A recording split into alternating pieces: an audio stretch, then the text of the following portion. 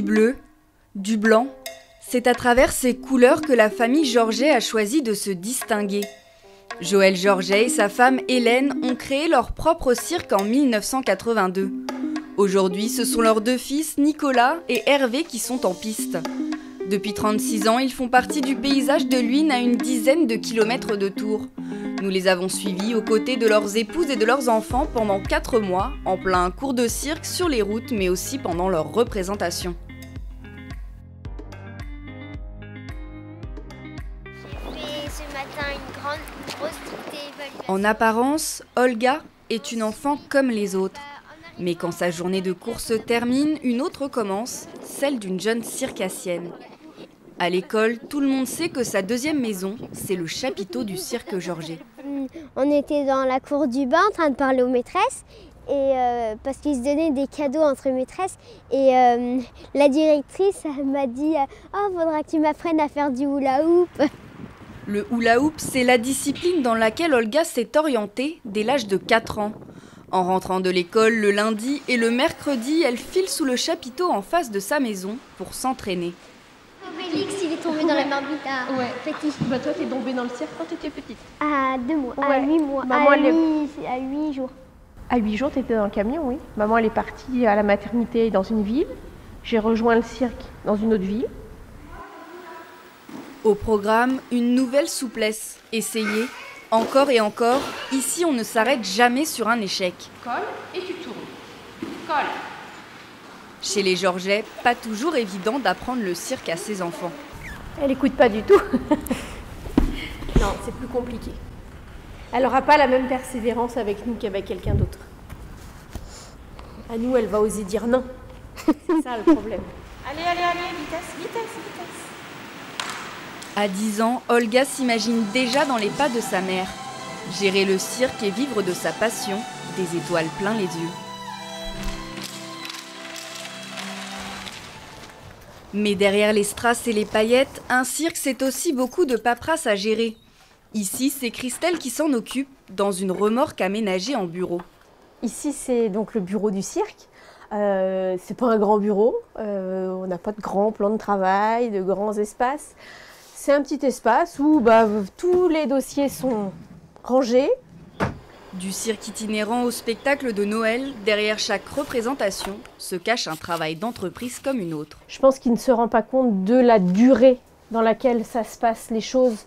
Qu'un spectacle, ça se réfléchit longtemps à l'avance. Recruter les artistes, ça se mûrit longtemps à l'avance.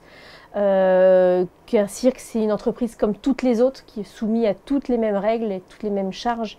Donc la même masse de travail. Là, voilà, j'ai reçu une note de garage, j'ai reçu la note de la SACEM pour l'édition qui s'est clôturée il y a 1 mois maintenant. Donc il va falloir régler la SACEM.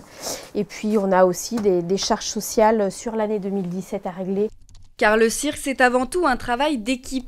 Mais ici, personne ne se marche dessus. Quand Christelle a le nez dans les papiers, Nicolas, son mari, donne des cours sous le chapiteau.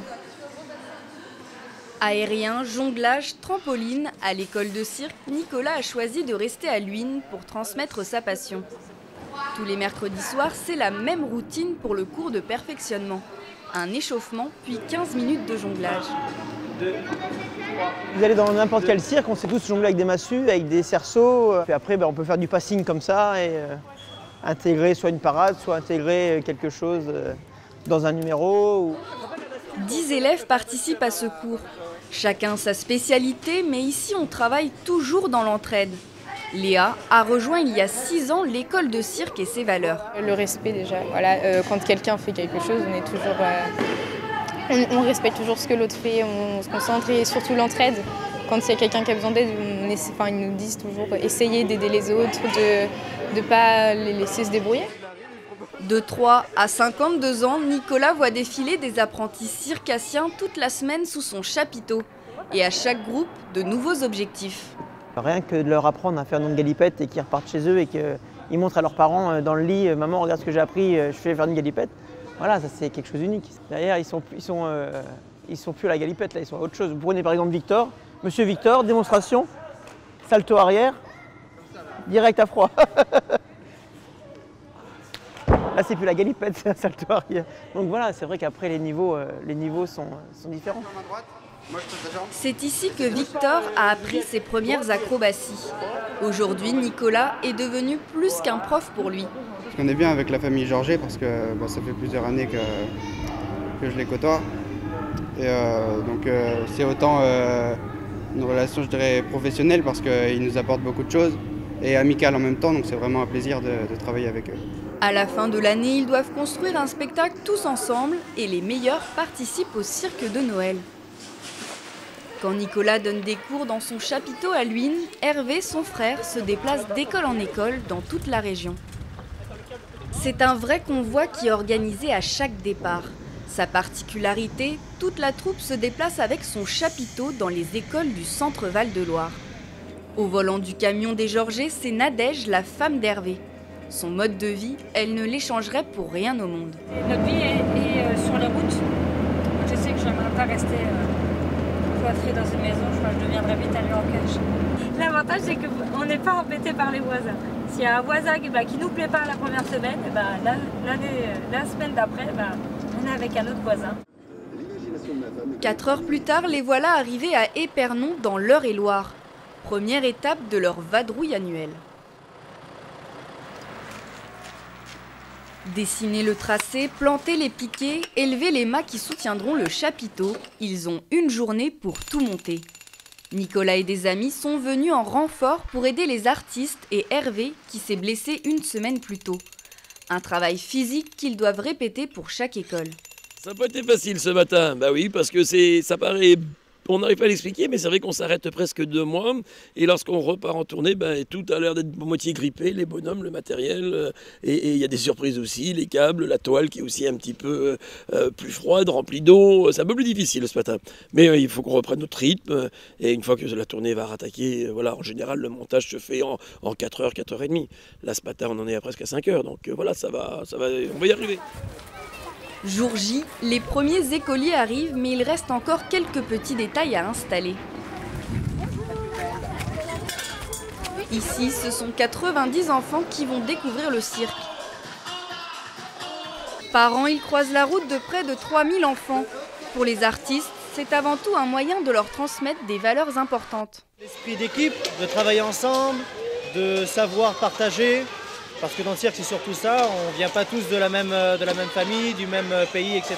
C'est intéressant pour eux qu'ils voient aussi le travail derrière, c'est-à-dire qu'il y a les répétitions, qu'il y a les moments de doute, les moments d'échec, où on reprend, où on recommence, et que d'un coup, il y a aussi un peu ce stress de se retrouver devant le public. Parce que notre but ici est de trouver, non pas une perle rare, mais c'est 90 perles rares qu'il faut mettre en valeur devant le public.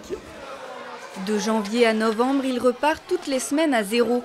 Nouvelle école, nouveaux enfants, et ce, depuis 1993. Ça, c'est une grande illusion aussi. Tout a commencé avec une petite annonce dans la Nouvelle République en 1972. Joël, menuisier, décide de tout plaquer pour tenter sa chance dans le monde du cirque. Il arrive et puis il me fait voir ça, alors je lui dis, mais attends, qu'est-ce qu'on allait faire dans un cirque? On n'a jamais vécu dans un cirque, pas de caravane, rien du tout, quoi. On s'est présenté et puis on a été pris. Sur les routes, ils ont appris auprès des plus grands comme Roger Lanzac ou Alexis Grus.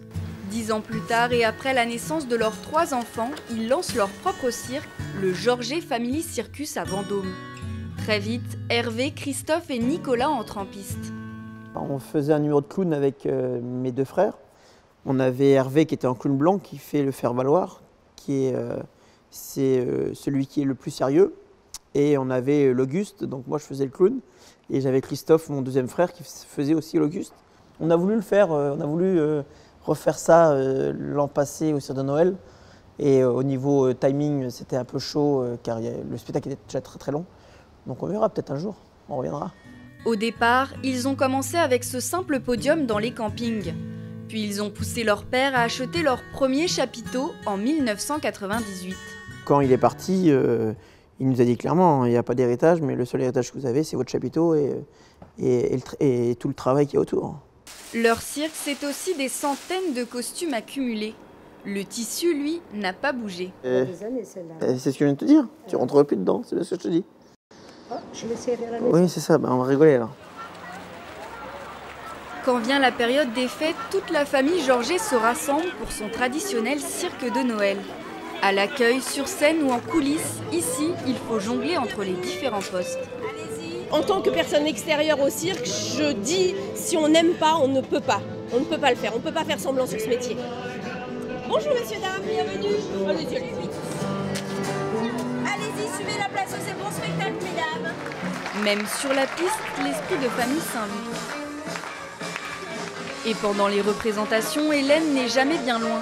Même si elle n'a plus de numéro, elle assiste toujours à ceux de ses petits-enfants. Ça me fait chaud au cœur, parce que je ne pensais pas qu'un jour je verrais mes petits-enfants comme ça, quoi. Mon mari serait là, je serais sûre qu'il serait fier de voir ses petits-enfants. Côté coulisses, Christelle fait les dernières retouches sur Olga. T'as remis le rouge à lèvres ? C'est belle. Pendant que Nadège habille son neveu. Un moment de partage entre les différents membres de la famille. Déjà, avec ma belle-sœur, on a souvent fait des numéros ensemble. C'est surtout ma porteuse, on va dire. Moi, je suis la voltigeuse et elle me porte. Donc, on a souvent fait des numéros ensemble. Mais c'est vrai qu'être dans la piste aussi avec sa nièce, c'est aussi une fierté. En un mois, ils vont enchaîner plus de 40 spectacles. Mais travailler en famille, ce n'est pas toujours aussi simple.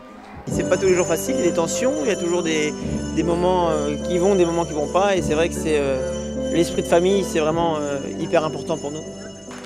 Derrière eux, il y a une troisième génération qui pousse. Ils ont entre 6 et 13 ans, mais les enfants de Nicolas et d'Hervé rêvent déjà de reprendre le cirque de leurs parents. J'aimerais bien reprendre avec mon frère, mon cousin et ma cousine en fait. Ça me paraît normal de reprendre ça de mes parents quoi, après, pendant plusieurs années en fait. Pour Nicolas et Hervé, hors de question de forcer leurs enfants à prendre le relais. Aujourd'hui, pour eux, c'est de l'amusement, c'est leur cours de récréation, la piste du cirque. Après, ils en feront ce qu'ils en voudront, bien sûr. Nous, on est uniquement là pour mettre une corde à leur arc. Maintenant, c'est vrai qu'ils ont été un peu piqués et baignés dedans. Et ce spectacle vous a été présenté par la famille Georget. Continuer de faire vivre le cirque Georget, c'est l'ambition de la troisième génération. Pour faire perdurer le patrimoine de sa famille, étroitement lié à celle de la ville de Luynes.